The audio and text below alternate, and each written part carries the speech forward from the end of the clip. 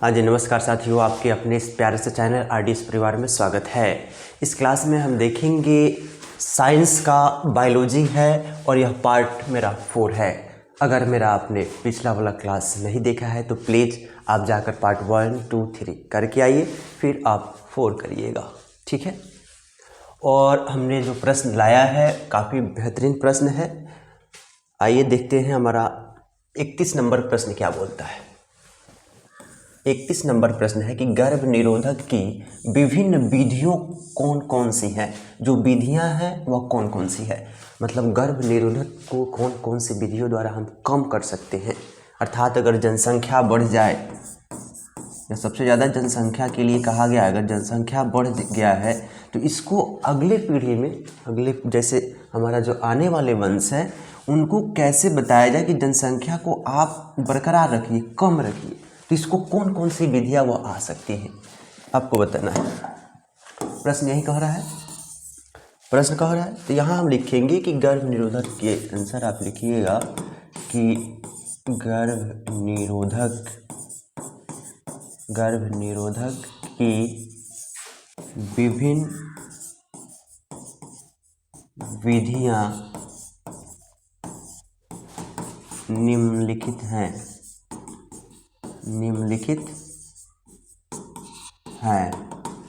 जैसे एक में आप लिखिएगा,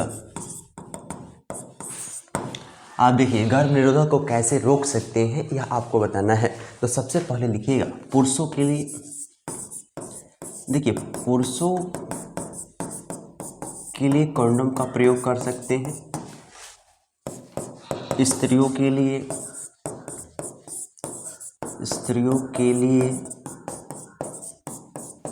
कॉपर टी का प्रयोग कर सकते हैं। तीसरा आप क्या लिख सकते हैं, कुछ गोलियां भी आती हैं, गर्भ निरोधक गोली का प्रयोग कर सकते हैं। चौथा हमारा है नसबंदी कर सकते हैं। वेस्कोटोमी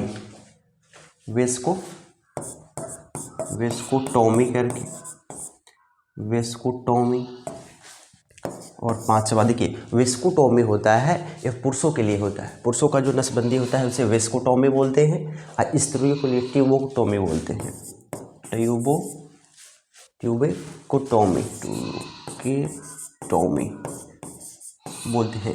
अब देखिएगा कि यह 5 चीज़ आप लिख सकते हैं, कोई दिक्कत नहीं है कि गर्भ निरोधक की विभिन्न विधियां निम्नलिखित हैं जिनमें पुरुषों के लिए कंडोम का प्रयोग किया जाता है। कंडोम क्या होता है, ऐसे बना रहता है, ऐसे बना रहेगा, ठीक है। इसमें जो भी पुरुष के द्वारा जो सक्लन होता है, मैथुन करने के द्वारा सक्लन होता है, वह जितने भी वीर्य होते हैं इसमें आके जमा हो जाते हैं, इकट्ठा हो जाते हैं। अर्थात वह अंदर की ओर नहीं जाते हैं, महिलाओं के जनन अंग के आंतरिक भाग में नहीं जाते हैं, जिससे निषेचन की क्रिया नहीं होती है। और जब निषेचन की क्रिया नहीं होगी तो ऑटोमेटिक है कि गर्भ धारण की संभावना नहीं है। स्त्रियों के लिए है कॉपर टी। एक मिनट, कॉपर टी आपको दिखाते हैं, आपको। हाँ यही है, कॉपर टी होता है। महिलाओं के जनन अंग में इसको प्रवेश करा दिया जाता है कॉपर टी को। देखिए यह कॉपर का बना रहता है, टी की आकृति जैसे टी जैसे दिख रहा है ना, यहाँ टी के आकार का यह बना रहता है। जब महिलाओं के जनन अंग में प्रवेश कराया जाता है तो प्रवेश होने के बाद इसको, जब यह मैथुन की क्रिया होती है, मैथुन क्रिया के समय जो पुरुष के स्पर्म होते हैं, उसकी जो टेल होती है, उसकी जो पूंछ होती है, पूंछ को क्या करता है, यह कॉपर उसको तोड़ देता है। पूंछ ऐसे अगर ऐसे है, इस पूंछ को ही तोड़ देता है। अगर पूंछ को तोड़ देगा तो शुक्राणु आगे की ओर गति नहीं कर पाता है। जब शुक्राणु आगे की ओर गति नहीं करता है तो गर्भ निरोधक की क्षमता क्या हो जाएगी, कम हो जाएगी, नहीं होगी, गर्भ धारण नहीं होगी। तो कॉपर टी समझ में आया। चलिए आगे की ओर देखते हैं हम।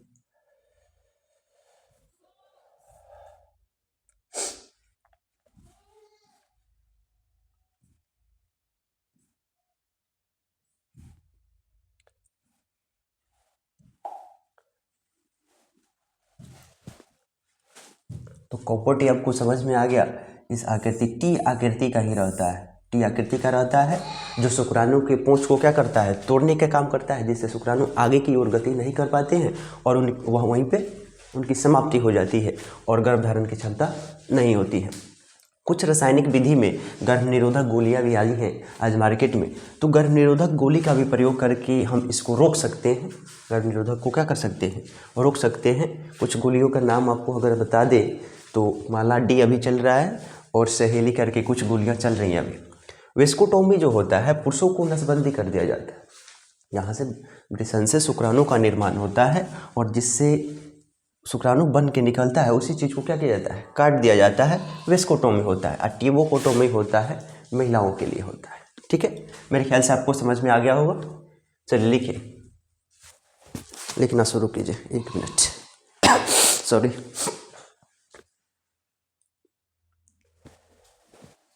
चलिए लिखिए। 31 नंबर में कोई भी दिक्कत होगा तो बताइएगा। चलते हैं हम अपने 32 नंबर प्रश्न की ओर। 32 नंबर प्रश्न है, कलम और कॉपी लेकर बैठिएगा, क्योंकि कहा गया है कि काल करे सो अब करे, अब करे सो अब ही, मतलब जो अब करे सो, सॉरी ऐसे नहीं है, काल करे सो आज करे सो अब पल में प्रलय होगी बहुरी करेगी कब। तो बात को ध्यान रखिएगा, जो काम आप कल के भरोसे टाल रहे हैं उसको आज कर लीजिए। आज जो काम सोच रहे हैं कुछ देर बाद कर लेंगे उसको अभी कर लीजिए, नहीं तो कब क्या हो जाएगा ये किसी को पता नहीं। इसलिए आप लोग इस चीज़ को याद रखिएगा। चलिए लिखिए, प्यूटरी ग्रंथि को मास्टर ग्रंथि क्यों कहा जाता है? बहुत लाजवाब प्रश्न है, बहुत बार परीक्षा में आया है प्रश्न कि प्यूटरी ग्रंथि को मास्टर ग्रंथि क्यों कहा जाता है। लिखिएगा, प्यूटरी ग्रंथि को मास्टर ग्रंथि इसलिए कहा जाता है, इसलिए कहा जाता है क्योंकि प्यूटरी ग्रंथि को मास्टर ग्रंथि कहा जाता है क्योंकि यह कई अंतःस्रावी ग्रंथियों के हार्मोन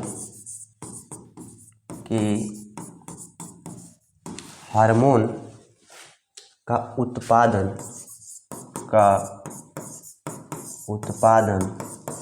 एवं नियंत्रित करते हैं, नियंत्रण करते हैं। इस कारण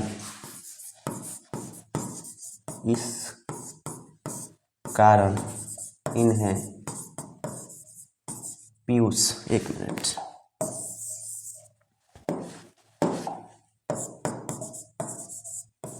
पीयूष या मास्टर ग्रंथि, सॉरी पीयूष या प्यूटरी ग्रंथि, पीयूष या प्यूटरी ग्रंथि कहा जाता है।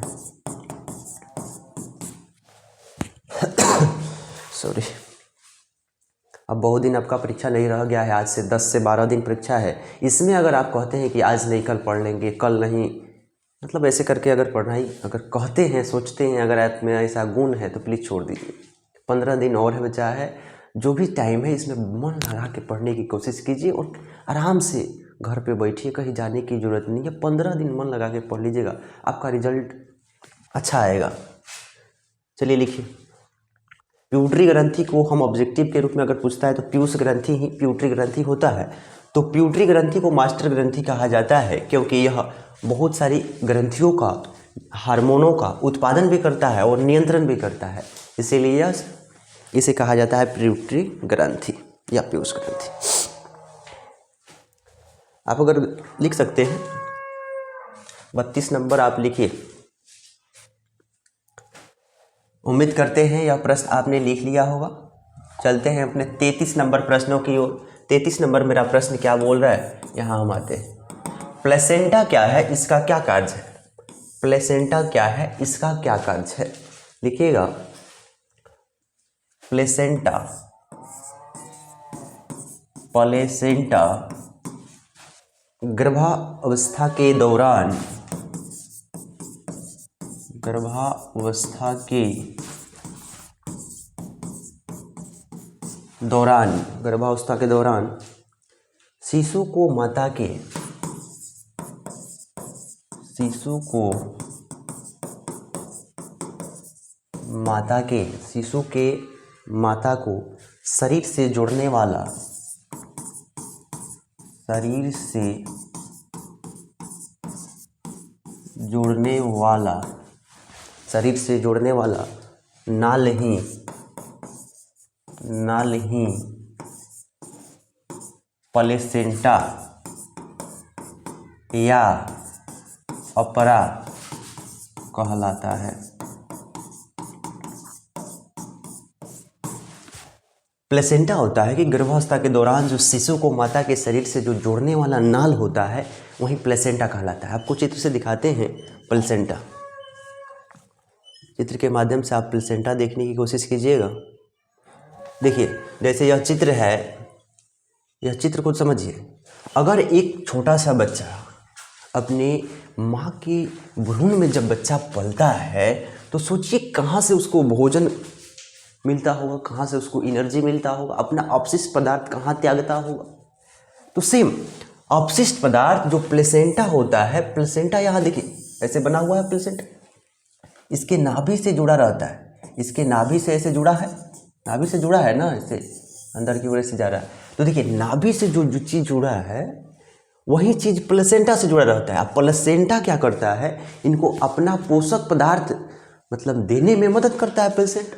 तो बच्चों को प्लेसेंटा ही ऐसा सहारा मिलता है जिससे बच्चे भ्रूण अवस्था में भी, गर्भावस्था में भी वह अपना पूरा पोषण, अपना उत्सर्जन भी इसी के माध्यम से करते हैं।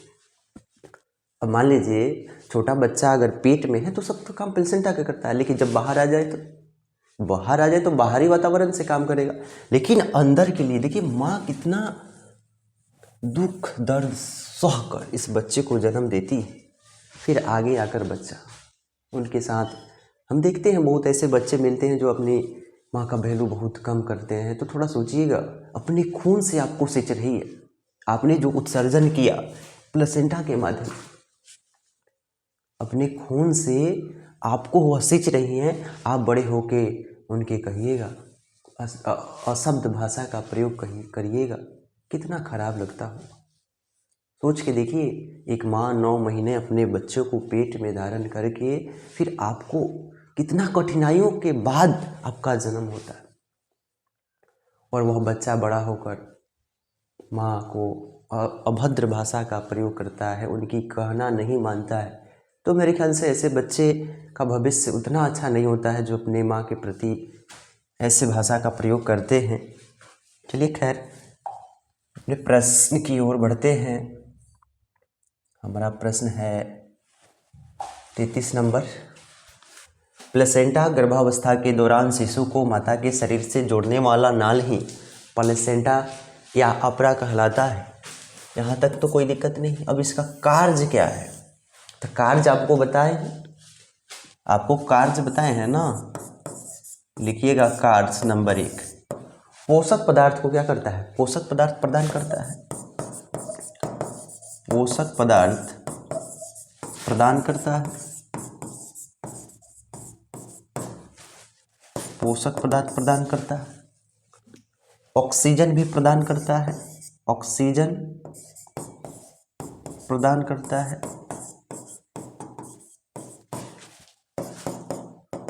तीसरा लिख सकते हैं, तीसरा क्या लिख सकते हैं, अपशिष्ट पदार्थ जो भी बनता है, अपशिष्ट पदार्थ, अपशिष्ट पदार्थ, अपशिष्ट पदार्थ का निष्कासन भी यही करवाता है, निष्कासन भी, सुरक्षा भी प्रदान करता है, आपको सुरक्षा भी प्रदान करता है,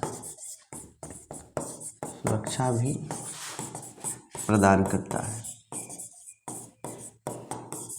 सोचिए कि एक प्लेसेंटा से कितना चीज़ है यहाँ। एक प्लेसेंटा होता है कि गर्भावस्था के दौरान शिशु को माता के शरीर से जोड़ने वाला नाल ही प्लेसेंटा होता है, और उसका कार्य आपको जैसे चित्र में हमने बताया, सोचिए आपको पोषक पदार्थ भी प्रदान कर रहा है, आपको ऑक्सीजन भी प्रदान कर रहा है, आपको अपशिष्ट पदार्थ जो भी होता है उसको निष्कासन में मदद कर रहा है और सुरक्षा भी प्रदान कर रहा है। सोचिए, चलिए लिखिए। यह प्रश्न हो सकता है कि प्रश्न आ जाए, यह प्रश्न हो सकता है आपके एग्जाम में आ जाए। अगला प्रश्न लाजवाब प्रश्न आने वाला है 34 नंबर। पादप हार्मोन क्या है? पादप हार्मोन क्या है? पादप हार्मोन किसे कहते हैं? एक और बात बता दें, अगर आप चैनल पे नए हैं तो प्लीज़ चैनल को सब्सक्राइब कीजिएगा और अपने अपने सहपाठी के पास शेयर कीजिएगा, क्योंकि आपका एक लाइक और सब्सक्राइब से हम लोग का मोटिवेट मिलता है और उस मोटिवेशन से हम लोग नए क्लास को लेकर उपस्थित होते हैं। तो थोड़ा सा आप लोग भी मेहरबानी कीजिएगा, क्योंकि ताली एक हाथ से नहीं दोनों हाथ से बजती है, आपको भी पता है। तो थोड़ा सा हम लोग को भी, चलिए पादप हार्मोन क्या है यहाँ देखते हैं। एक और बात बोल दे कि अगर आपने मेरा पिछला वाला क्लास नहीं किया है सेट 1, 2, 3, तो प्लीज़ आप लोग जाके कर लीजिए, क्योंकि वो उसमें भी, उस सेट में भी प्रश्न बहुत बेहतर प्रश्न देखने को मिलेगा, वहाँ करके आइए। चलिए यहाँ हम देखते हैं पादप हार्मोन। पादप हार्मोन, पादप हार्मोन वह रासायनिक पदार्थ है, वह रासायनिक पदार्थ है। पादप हार्मोन वह रासायनिक पदार्थ हैं जो पौधों में वृद्धि, जो पौधों में वृद्धि एवं विभेदन संबंधी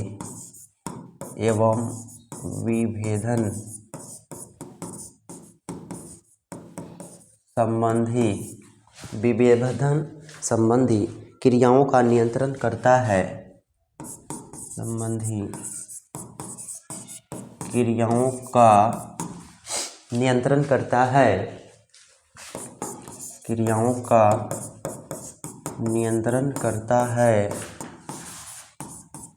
नियंत्रण करता है, पादप हार्मोन कहलाता है।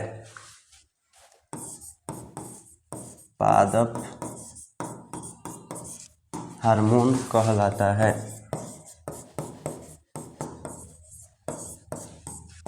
पादप हार्मोन कहलाता है। जैसे में लिखिएगा,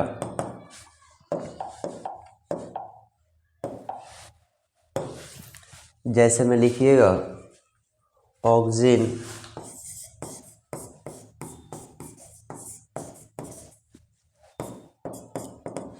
दूसरा लिखिएगा जिबरेलिन, जिबरेलिन आदि। लिखिए, पादप हार्मोन वह रासायनिक पदार्थ है जो पौधों में वृद्धि, पादप हार्मोन वह रासायनिक पदार्थ है जो पौधों में वृद्धि एवं विभेदन संबंधित क्रियाओं का नियंत्रण करता है, पादप हार्मोन कहलाता है, जैसे ऑक्सीजन और जिबरेलिन आदि। देखिए 34 नंबर प्रश्न को लिखिएगा। कोई भी अगर दिक्कत होगा तो कमेंट करके बताइएगा। आपके अगर छोटे भाई बहन या मित्र हैं 2027 में परीक्षा देने वाले, तो उनसे बोल दीजिएगा 2027 में RDS क्लास आपके लिए इससे भी बेहतर क्वालिटी प्रदान करने की कोशिश करने वाला है। हम लोग का टारगेट है अगले जो भी एग्ज़ाम होने वाले हैं 2027 में पूरा क्लास लाइव लिया जाए और पूरा सिलेबस के साथ। चलिए 35 नंबर प्रश्न है, उत्पादक से आप क्या समझते हैं? उत्पादक से आप क्या समझते हैं? लिखिएगा, उत्पादक से आप क्या समझते हैं? 35 नंबर प्रश्न, 35 नंबर प्रश्न लिखिएगा। लिखिएगा उत्पादक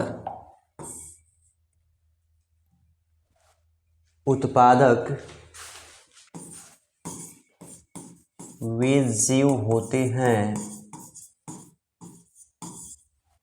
उत्पादक वे जीव होते हैं जो प्रकाश संश्लेषण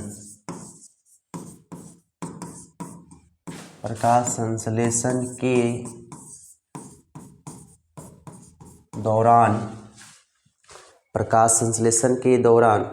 अपना भोजन स्वयं बनाते हैं,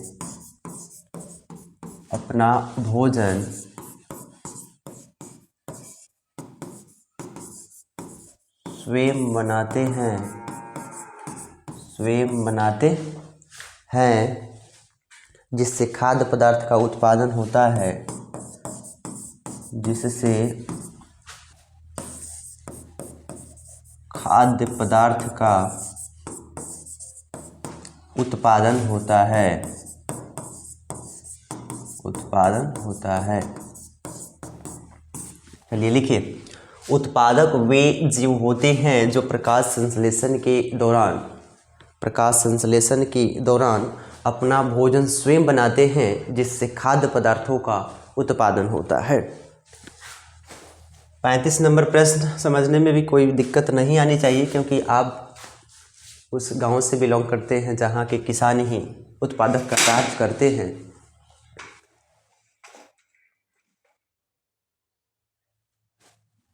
कोई भी फसल लगाते हैं तो फसल प्रकाश संश्लेषण के द्वारा, जैसे हम लोग धान लगाया तो धान क्या होता है, प्रकाश संश्लेषण के दौरान अपना भोजन बनाता है, उसके बाद से हमारे लिए क्या करता है, खाद्य पदार्थ तैयार करता है जिससे हम लोग भोजन करते हैं। तो वही उत्पादक आप समझ में आ गया होगा आपको। चलिए लिखिए,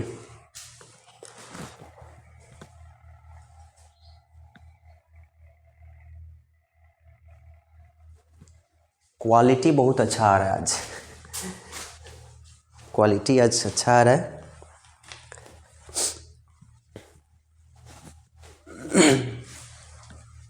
आगे की ओर बढ़ते हैं। अगला प्रश्न 36 नंबर। अच्छा प्रश्न है कि लसिका क्या है, इसके कार्य लिखिए। लसिका क्या है, इनके कार्य को लिखना है। कभी भी आप प्रश्न लिखते समय क्वेश्चन नहीं लिखिएगा, एग्जाम हॉल में जाइएगा तो क्वेश्चन नहीं लिखिएगा, ठीक है। केवल जाइएगा ऐसे, जैसे 36 नंबर है 36 लिख दीजिएगा और इसका उत्तर लिख के बस यहाँ से शुरू कर दीजिएगा लिखना, ठीक है। प्रश्न लिखने की कोई ज़रूरत नहीं है। कितना बच्चे होते हैं जो प्रश्न को डायरेक्ट लिखते हैं, फिर उसका उत्तर लिखते हैं, फिर शुरू करते हैं, तो थोड़ा सा टाइम ज़्यादा लग जाता है। तो ऐसे गलती आप नहीं कीजिएगा। 36 नंबर प्रश्न को डायरेक्ट जैसे हमने बताया ऐसे करके आइएगा, ठीक है। लिखिएगा लसिका क्या है, इनके कार्य लिखना है। लिखिएगा लसिका खून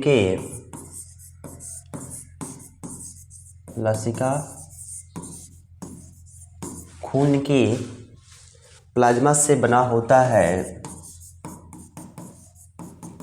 प्लाज्मा से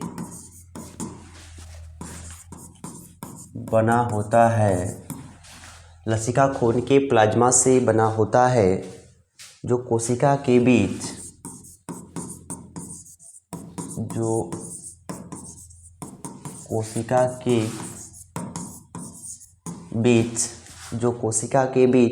स्थान में रह जाता है,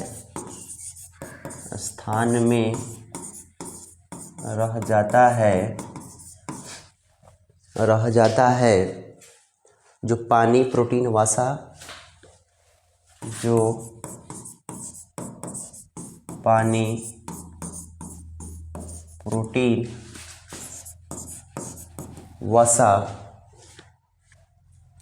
लसिका अणु होते हैं।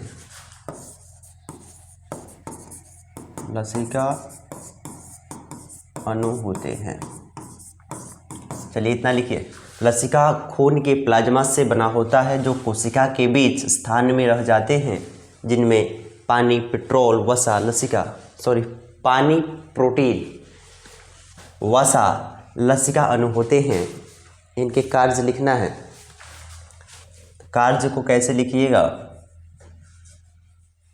कार्य लिखिएगा 1 नंबर, संक्रमण मतलब जितनी भी बीमारियां होते हैं इनसे लड़ता है हमें, तो संक्रमण से लड़ता है, संक्रमण से लड़ता है। दूसरा लिखिएगा घाव को ठीक करता है, घावों को ठीक करता है। तीसरा लिखिएगा कोशिकाओं को पोषक तत्व प्रदान करता है, कोशिका को पोषक तत्व प्रदान करता है।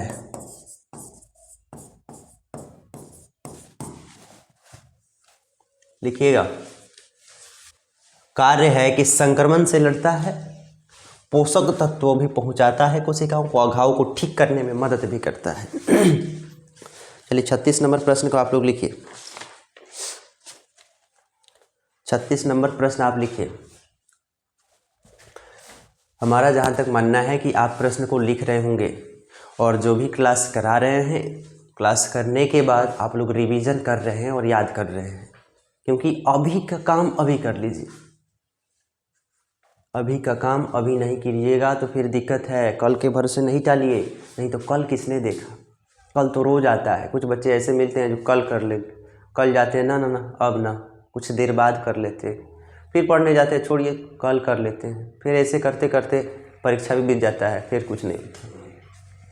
आपको जो हम बता रहे हैं वो करके जाइए, आराम से क्लास को कीजिए, क्लास करने के बाद आराम से उसको याद कीजिए और अंदाजे कॉपी को बंद कीजिए और फिर लिखना शुरू कीजिए, क्वेश्चन लिखिए शुरू कीजिए। और आपको अगर कहीं कहीं भूल जाते हैं तो प्रश्न को आंसर आपके पास है, थोड़ा सा देख लीजिए फिर लिखिए। 2 बार 3 बार 4 बार ऐसे कीजिएगा तो जहाँ तक हमारा मानना है 2-3 दिन में यह प्रश्न आपका हो जाएगा। आगे की ओर बढ़ते हैं। अगला प्रश्न हमारा देखते हैं कि क्या है। 37 नंबर अच्छा प्रश्न है 37 नंबर। मनुष्य के दांत कितने प्रकार के होते हैं? बहुत अच्छा बात है, नाम लिख देना है और कौन कौन काम है वो काम को लिख देना है, कार्य को लिख देना है। तो दांत के प्रकार समझिए, कहा है कि मनुष्य के दांत कितने प्रकार के होते हैं, तो लिखिएगा।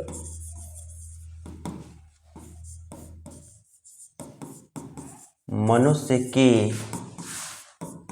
दांत 4 प्रकार के होते हैं। हो गया इतना, इसका तो हो गया। अब पता है इनका नाम, तो लिखिएगा इनका नाम इस प्रकार है, इस प्रकार है। क में लिखिएगा कृतंक, ख में रदनक, ग में अग्रचवर्णक और घ में चवर्णक। चारों नाम हो गया।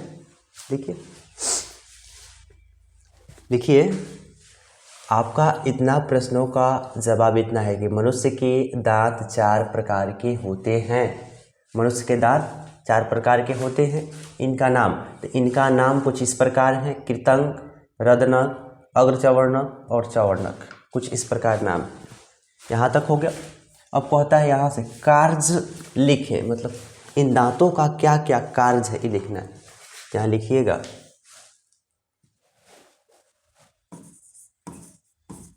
इनका कार्य। 1 नंबर में कृतंक है, कृतंक में लिखिएगा यह दांत भोजन को काटने में मदद करता है। यह दांत भोजन को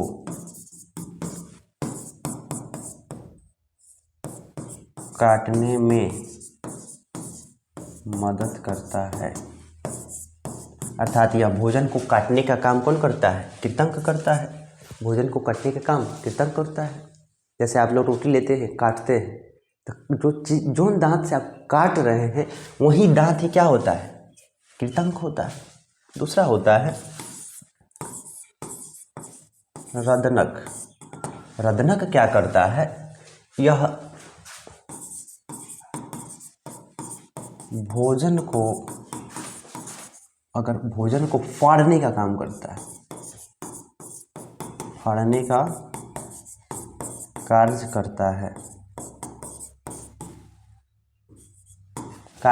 है। भोजन को फाड़ने का काम कौन करता है? भोजन को फाड़ने का काम कौन करता है? रदनक करता है। भोजन को फाड़ने का काम कौन करता है? रदनक का होता है। जैसे आप लोग कुत्ता को देखे होइएगा, कुत्ता कैसे किसी मांस को फाड़ता है, किसी दांत से।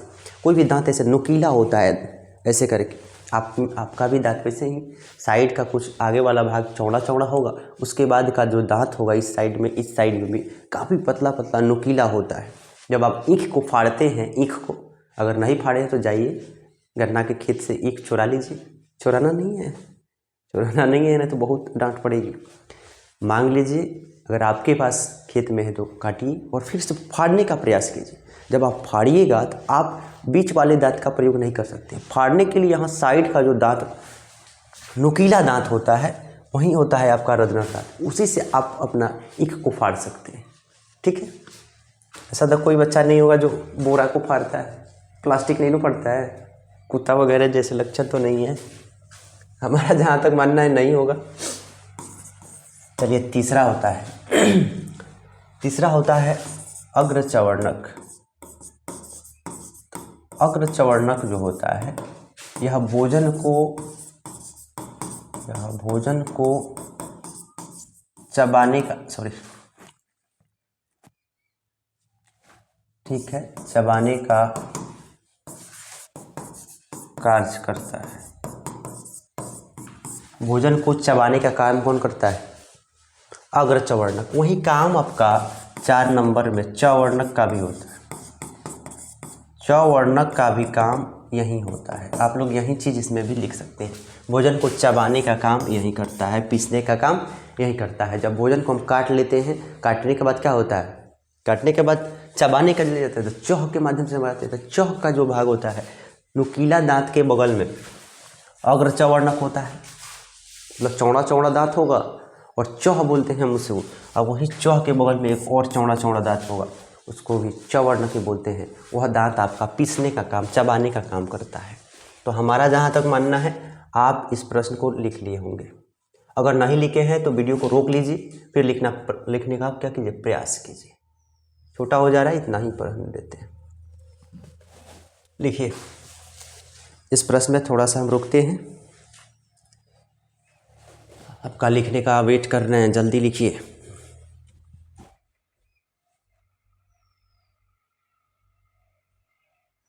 जल्दी से लिखिए।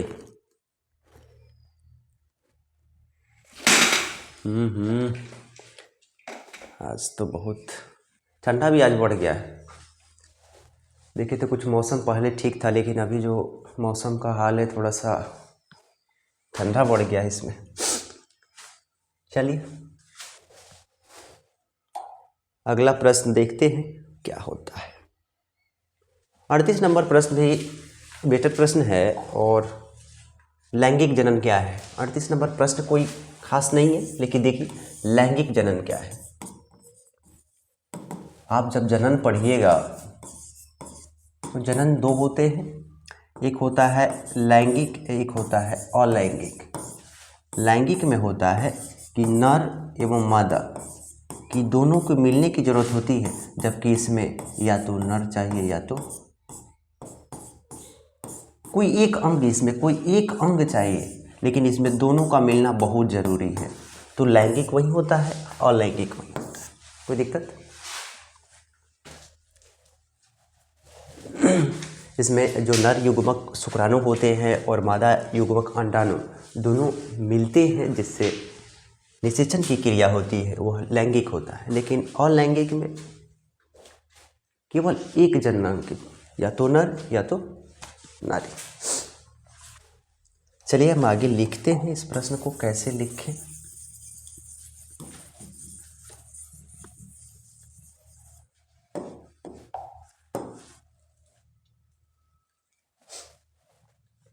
लिखिएगा, जब नर युग्मक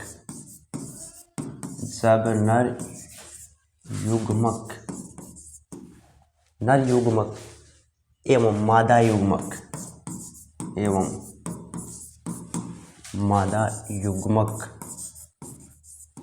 नर युग्मक और मादा युग्मक अंडाणु, तो नर युग्मक कौन सी?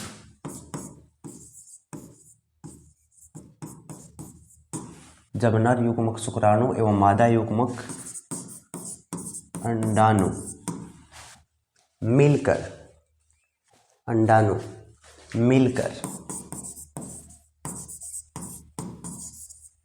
युग्मनज का निर्माण करते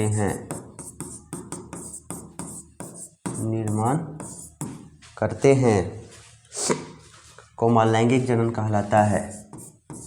कोमा लैंगिक जनन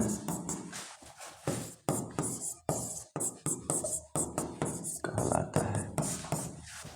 तो लैंगिक जनन होता है कि जिसमें नर युग्मक शुक्राणु और मादा युग्मक अंडाणु मिलकर क्या करते हैं? जाइगोट का निर्माण करते हैं, युग्मनज का निर्माण करते हैं। क्या कहलाता है? सेक्सुअल रिप्रोडक्शन कहलाता है, लैंगिक जनन कहलाता है। चलिए लिखिए।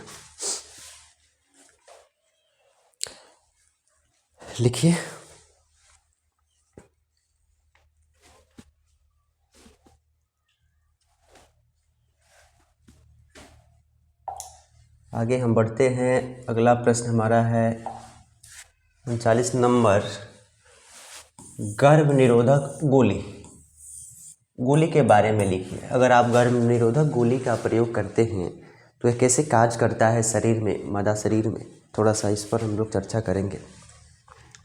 बेहतरीन प्रश्न है और यह जानना भी जरूरी है। ये सब देखिए रासायनिक विधि है, गर्भ निरोधक गोली रासायनिक है। ज़्यादा प्रयोग करते हैं तो यह चीज़ सही नहीं है, इसका प्रयोग ज़्यादातर नहीं होना चाहिए, लेकिन लोग कुछ जानकारी के अभाव में बहुत सारा यूज होता है। चलिए गर्भ निरोधक गोली के बारे में समझते हैं। यह एक रासायनिक विधि है, यह एक रासायनिक विधि है, मतलब रासायनिक विधि से यह बना होता है, जो एस्ट्रोजन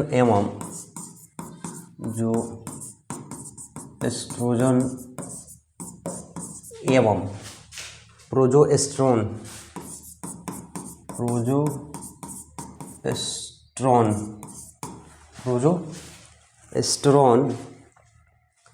का मिश्रण होता है,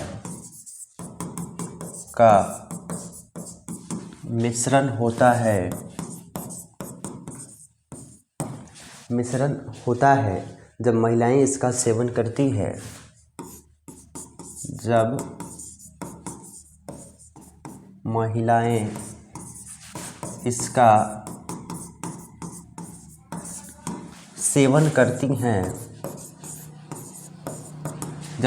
इसका सेवन करती हैं तो मासिक धर्म के दौरान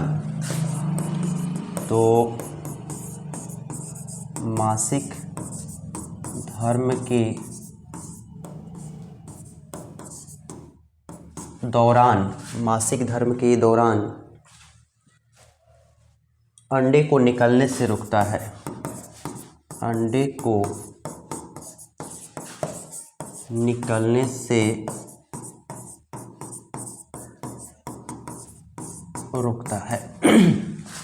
तो गर्भ निरोधक गोली आपको, जैसे आपको बताए थे, माला डी और सहेली करके कुछ गोलियां हैं। यह गोलियां क्या करती हैं? रासायनिक विधि द्वारा तो यह बना होता है, लेकिन जब इसका ज़्यादातर प्रयोग कीजिएगा तो साइड इफ़ेक्ट ज़्यादा पड़ेगा, तो हो सकता है आगे महिला बच्चे को जन्म देने में क्या हो जाए, असफल हो जाए। तो थोड़ा इसका प्रयोग बिना डॉक्टर की सलाह से नहीं करें। इसका प्रयोग बिना डॉक्टर के सलाह से नहीं करना चाहिए। जैसे यहाँ एस्ट्रोजेन और प्रोजेस्टेरोन का यह मिश्रण करके तैयार किया जाता है। जब महिलाएं इसका लगातार सेवन करेंगी तो जो आपका MC जो आता है उस दौरान जो अंडा का उत्सर्जन होता है वहीं निकलने से इसको बंद कर देता है, रोक देता है। जब अंडा का उत्सर्जन ही नहीं होगा तो क्या शुक्राणु जाने पर भी उसका निषेचन नहीं होगा, और जब निषेचन नहीं होगा तो गर्भधारण की संभावना, बोलिए, नहीं होगा। तो गर्भधारण की संभावना नहीं होगा। तो थोड़ा सा इस विधि का प्रयोग मेरे ख्याल से उन महिलाओं को नहीं करना चाहिए जो महिलाएं डायरेक्ट जाकर किसी दुकान से डायरेक्ट ऐसे दवा खरीद कर इसका प्रयोग करती हैं, बिना डॉक्टर की सहायता से, बिना डॉक्टर की राय से ऐसे दवाओं का प्रयोग न करें जिससे आपके जीवन को क्षति पहुंचा सके, क्योंकि हो सकता है भविष्य में कुछ ऐसे हो जाए।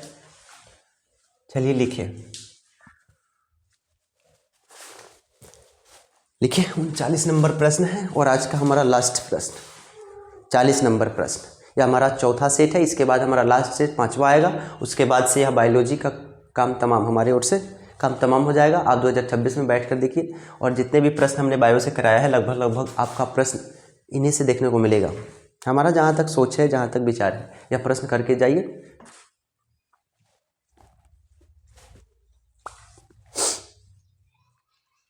थोड़ा सा एक आपको चित्र दिखाते हैं।